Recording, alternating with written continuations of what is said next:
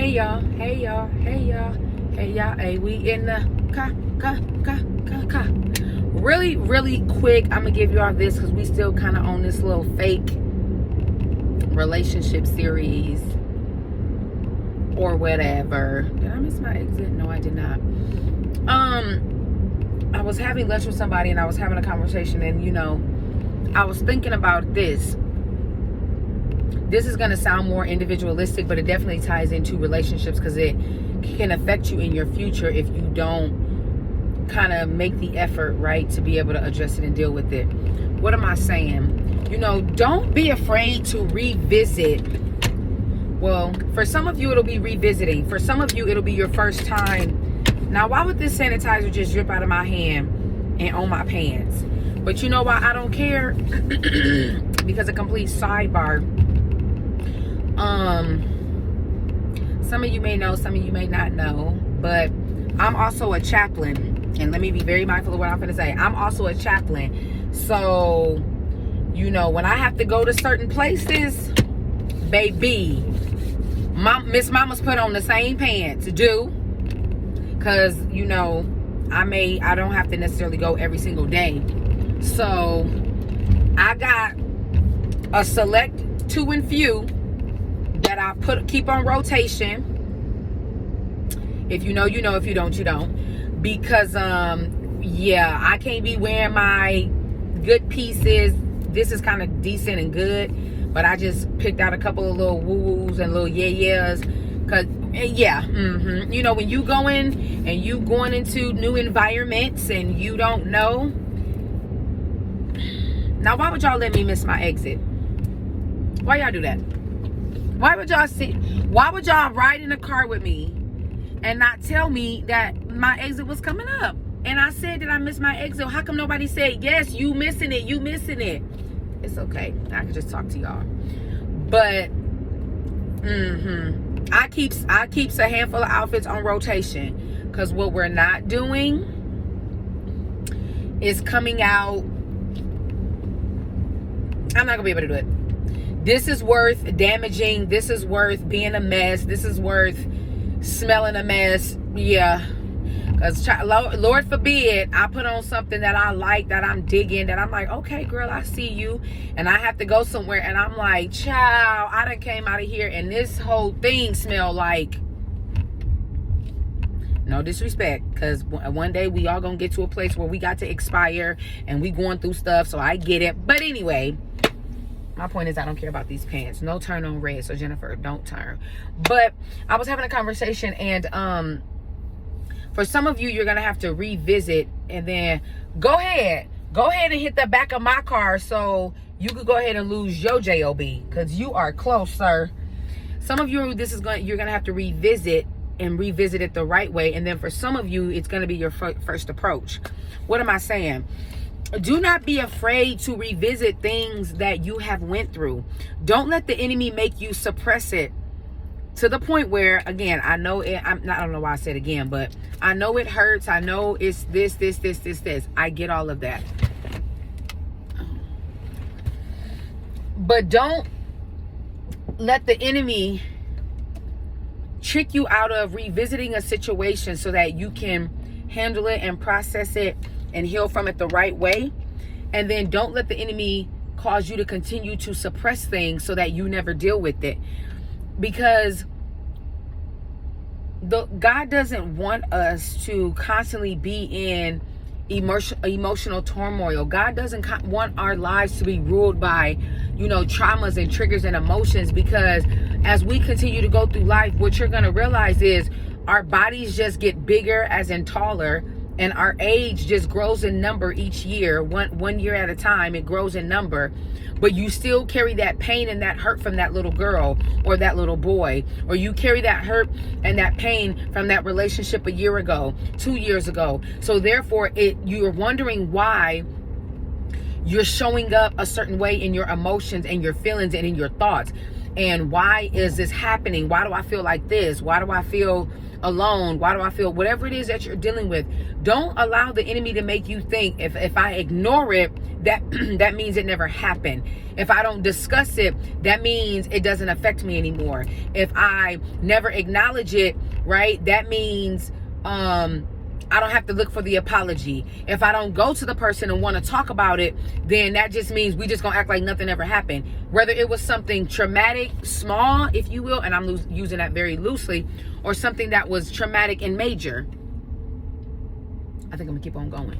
So sometimes, and of course, you want to make sure you are in a place where you can deal with it. But watch this. Being in a place where you can deal with it and start acknowledging it and talking about it and expressing it to get on your healing journey, and that's going to look different for everybody. But you also have to understand it's never going to be the perfect time. It's never going to be, oh, do this at Tuesday at 12:01. And once you deal with it at Tuesday on the 3rd at 12:01, it's going to make the process easier. It's going to make dealing with it easier. It's going to make the healing easier. That's not true. So sometimes we have to challenge ourselves and allow growth to push us, allow freedom to push us, allow better to push us to say, as uncomfortable as it is, as tight as it is, as difficult as it is, I got to push myself. Why? Because I know I'm going to feel better. I know that I'm not going to have to carry the hurt and the pain anymore. I know that I'm not going to keep allowing this to show up in my next relationship, my next friendship, or when I have to restore with a family member, or, you know, whatever the case may be. Because as long as the enemy feel like he can muzzle you and he can make you suppress your emotions, whether you believe it or not. I know I need gas. And I think the last time I did a video, my gas thing was coming on. I need to go somewhere and sit down. But as long as the enemy likes to trick you and say, ignore it, don't acknowledge it. Or sometimes we may do the opposite. We might not ignore it, but we'll just be so angry. And we wondering why we walking around angry and moody and sensitive and defensive. You gotta want to unpack those things. And it's not going to be a perfect journey to unpack. You may have the ability to unpack it with the person that did it to you. You might not. You might be able to receive the apology. You might not. You might not be able to unpack it with the therapist. You may be able to unpack it by reading a book, listening to a podcast, you know, maybe going to the doctor and getting on medication. So I don't want to make you think it looks like one way. Like if you do A, B, C, and D, you're going to find freedom at E. You got to be able to be willing to do some trial and error to figure out, where's my journey of healing? When can I start? How do I start? And you don't got to jump off into 12 feet right away. Jump in 3. At least go to the gate. Use your key card to get access into the pool, right? That could be starting. Waking up and acknowledging, I think I want to swim today, could be a start. And I'm using these as metaphors.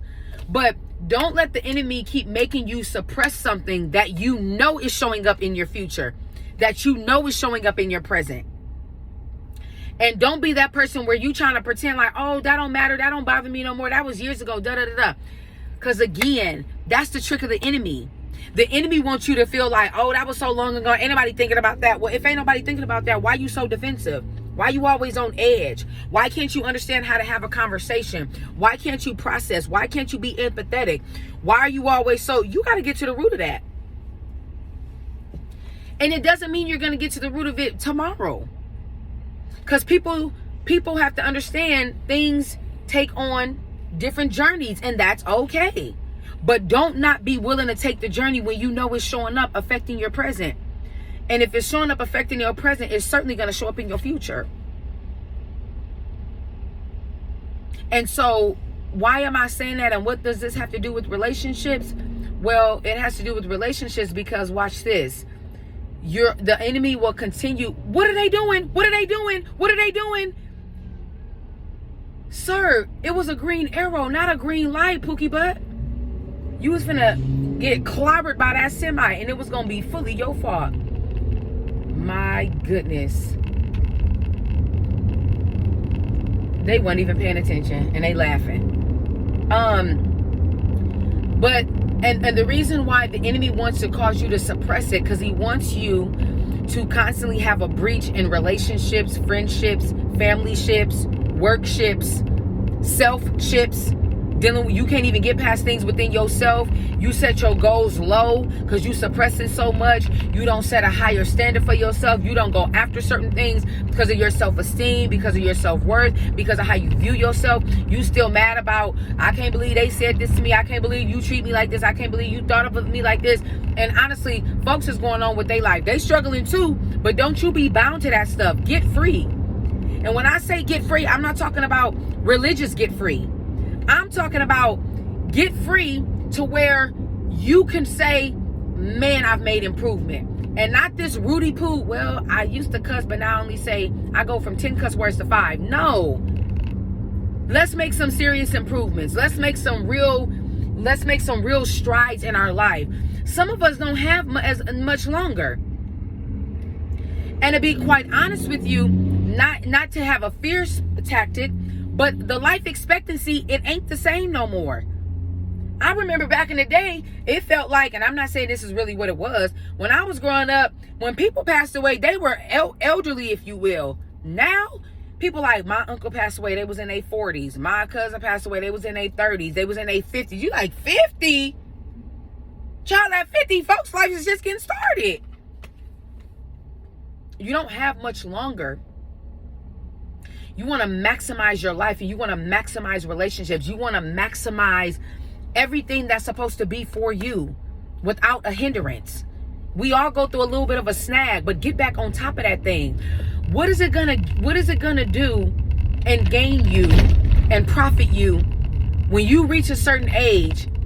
You could be in your 30s and have a reflection at 40. I bet you this is a dead end. Let me go ahead and turn around. You could be in your 40s and you could be in your 30s and be reflecting in your 20s. You could be in your 40s and reflecting in your 30s. What good is it going to do you if you start looking at your life and realize, what have I been doing? What do I have to show? And I know that can sound harsh, but that's the kind of stuff you want to start saying to yourself to push and challenge you. What do I got to show for this thing called life? What do I got to show for my trauma? Sadness? Okay, now what? You better turn that. I knew this was a dead end. I ain't finna be letting y'all ride with me if y'all not gonna be helping me out. Did y'all know this was a dead end? So what am I saying?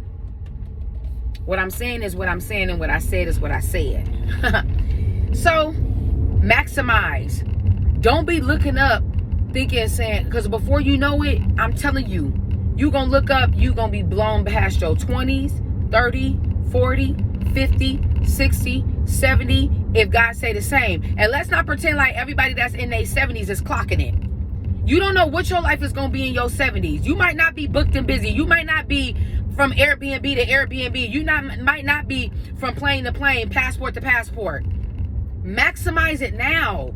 You don't gotta live such a low life, paycheck to paycheck, struggle to struggle.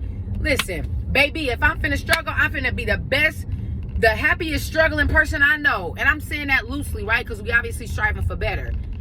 But don't look up and be saying, what have I done lately? What is the last 2-3 years of my life granted me? God pay my bills? God make a way? No, we asking God for bigger and better. And we asking God to manifest in the impossible.